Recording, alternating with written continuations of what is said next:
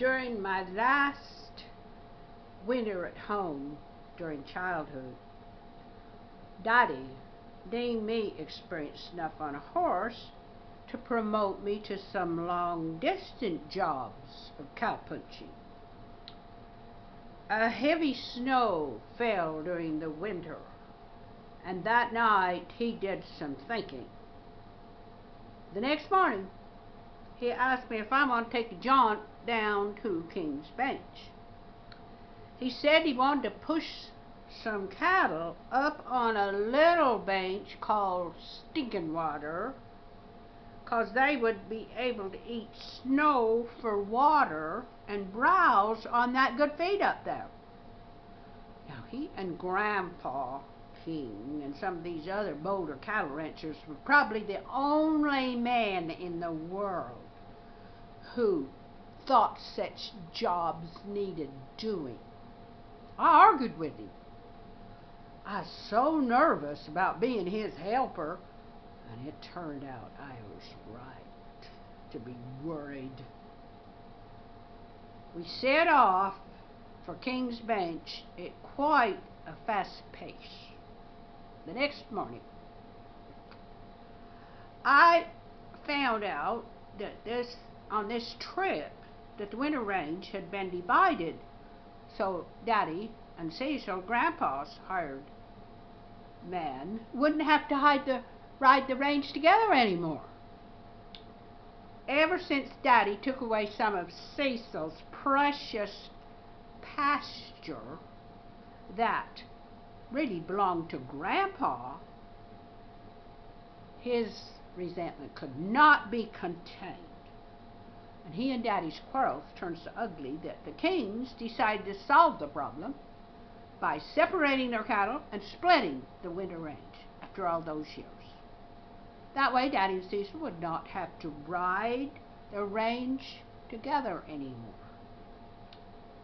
Well, Cecil saw to it that he and Grandpa got the best range, which was Bound's Bench. Further on down, but Daddy had come to hate that long ride down to Bound's Bench, so he agreed to take King's Bench. Well, once we'd started up on King's Bench, Daddy started rounding up a herd of cattle, including an old cow or two he said been up to Stinking Water before. He said when we got to where the cattle were going to have to go up this trail, it wasn't really a trail that I could see. I was to push the herd from the back while he herded the old cows in front toward their destination. Well, the first time I was being too timid to crowd the herd, and that Daddy protested rather mildly when the cattle all broke away and scattered because I hadn't pushed them hard enough. So, the second time we got the cattle up there and they broke away, Dad let out some pretty good curses. We had not come all that way for nothing. So I knew I'd better settle down and follow his directions better, or we'd be there all goddamn day.